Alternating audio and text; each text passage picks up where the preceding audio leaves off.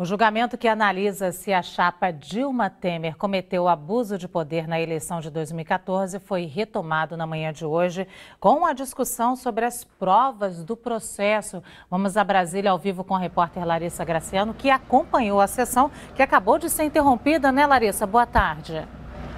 Oi, Luciana, boa tarde para você, boa tarde a todos. É isso mesmo, a sessão acabou de ser interrompida e deve ser retomada às 2h30 da tarde. O último a falar foi o ministro Herman Benjamin. Ele estava explicando um pouco quais foram os parâmetros que ele se baseou para resolver o seu voto. Pela manhã, houve também um grande embate, alguns momentos de embate, principalmente entre o ministro Herman Benjamin e o ministro Gilmar Mendes. O último deles também aconteceu agora há pouco, enquanto o ministro Herman Benjamin estava explicando um dos caminhos usados por ele para tomar a decisão do voto, que foi uma decisão do presidente do TSE, ministro Gilmar Mendes. Nessa decisão, Gilmar Mendes fala o seguinte, que o julgador poderá determinar todas as diligências que julgar necessária para o seu livre convencimento. Nesse momento, Gilmar Mendes interrompeu Herman Benjamin e disse que sim, essa decisão é dele, mas que tudo isso tem que ser feito dentro do limite da petição. Mais cedo também houve discussão também entre todos os ministros sobre uma das preliminares, que também tem um pouco a ver sobre essa discussão de Herman Benjamin e de Gilmar Mendes. Nessa preliminar, fala o seguinte, sobre a ampliação do objeto da ação.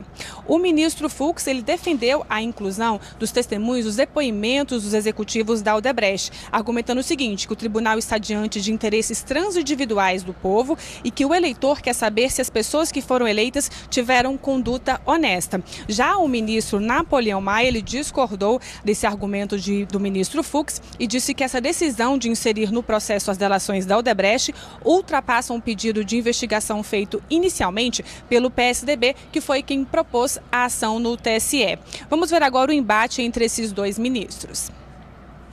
Nós não podemos ser obstados da oportunidade, nesse momento, de passar limpo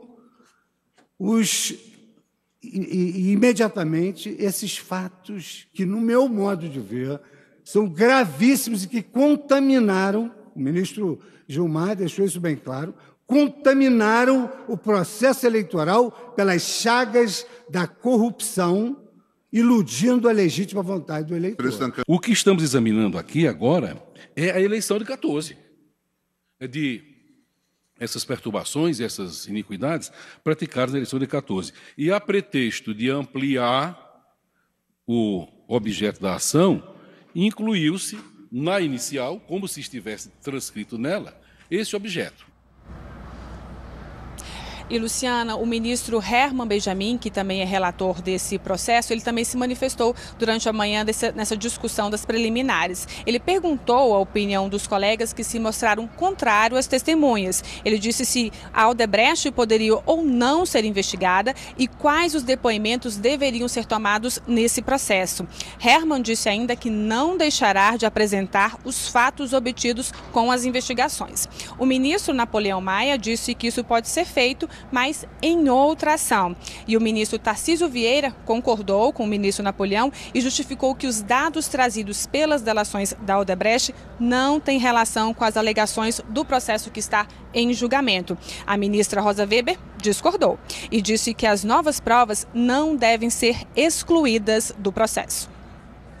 A meu ver, tais acontecimentos não estão relacionados diretamente com os contornos delimitados nas ações de julgamento, nem mesmo com o alegado financiamento de campanha mediante doações oficiais de empreiteiras contratadas pelo Petrobras, como alegada distribuição de propinas.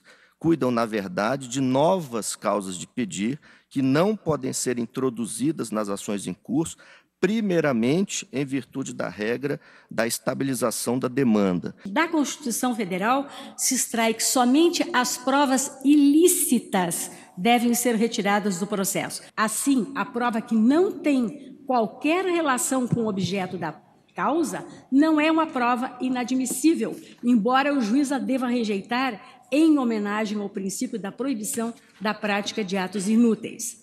E nessa linha, como o julgamento da alegação de suposta ampliação do objeto da demanda exige o exame do conteúdo das provas, inadmissível, a meu juízo, que tal se faça sob a forma de questão preliminar,